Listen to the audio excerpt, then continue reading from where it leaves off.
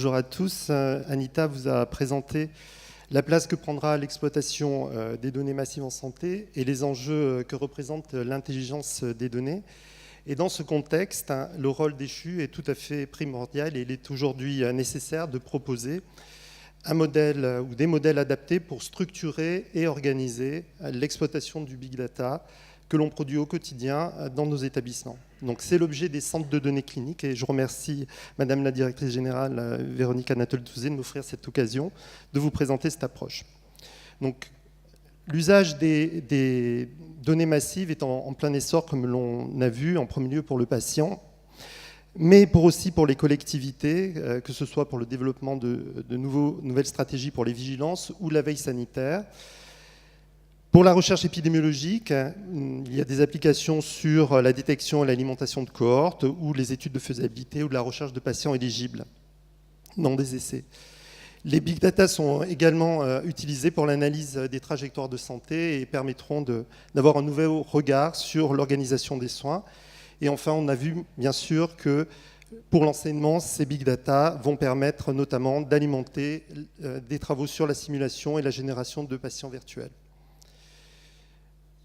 Donc, il a été nécessaire de réfléchir à un modèle d'organisation afin de structurer l'exploitation des données massives au sein des CHU.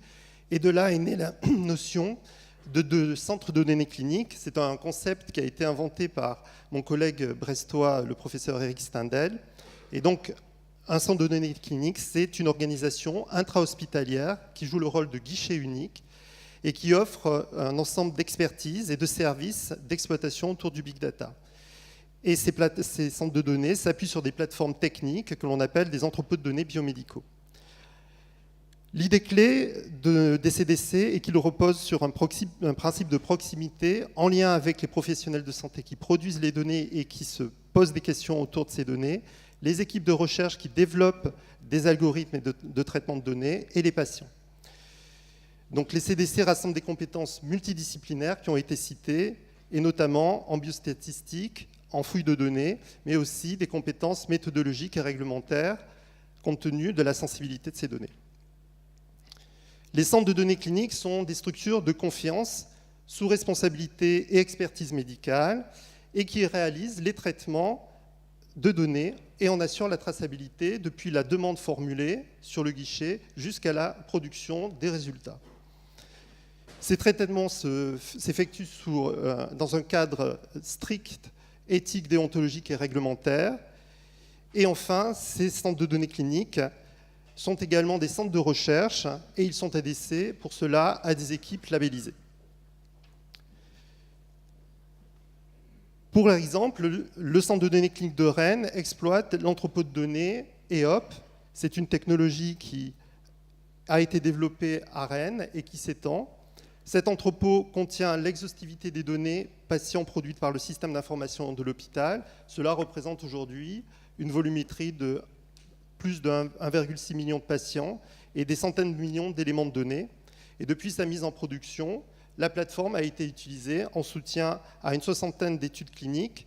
Et cette plateforme est également en constante évolution et bénéficie d'un programme de recherche et développement financé par une dizaine de projets de recherche. Les modèles de CDC s'étendent désormais aux 6 CHU du Grand Ouest grâce au soutien du GCS Hugo et en particulier du GRC Grand Ouest. L'organisation s'appuie sur une gouvernance avec un comité scientifique et de pilotage qui oriente les travaux de ces plateformes et d'une cellule de coordination qui va animer et accompagner la phase de construction et le déploiement de ces 6 plateformes. Donc l'objectif, bien évidemment, c'est de pouvoir mutualiser les compétences et de réaliser des coopérations pour des études multicentriques. Le réseau également a vocation à s'étendre et à s'intégrer à d'autres réseaux, c'est déjà le cas, notamment en biobanque, à l'échelle nationale, voire européenne. En termes de besoins, l'effort d'investissement du GRC permet de construire les premières briques permettant l'accès et le décloisonnement des données qui sont contenues dans le système d'information. Il s'agit de véritables chantiers techniques qui doivent être intégrés au schéma directeur des établissements et qu'il faudra poursuivre, par exemple, avec l'extension au GHT. Il est d'ores et déjà également nécessaire d'étendre le périmètre des données qui sont utilisées dans OMIC, dans les CDC, notamment les données OMIC, le lien avec les données du SNIRAM et demain les objets connectés. Cela nécessitera des infrastructures techniques adaptées qui devront évoluer pour permettre le stockage et le traitement massif des données en assurant une sécurité maximale. Pour cela, des pistes de mutualisation d'infrastructures territoriales pourraient être envisagées. Enfin, pour fonctionner, ces plateformes devront bénéficier d'équipes qui sont compétentes et formées et parfaitement qualifiées. Donc nous avons choisi de développer notre approche en réseau pour que chaque établissement puisse utiliser et produire des résultats en lien avec les autres établissements. Donc il était vraiment indispensable que les établissements se fédèrent et coopèrent en ce sens.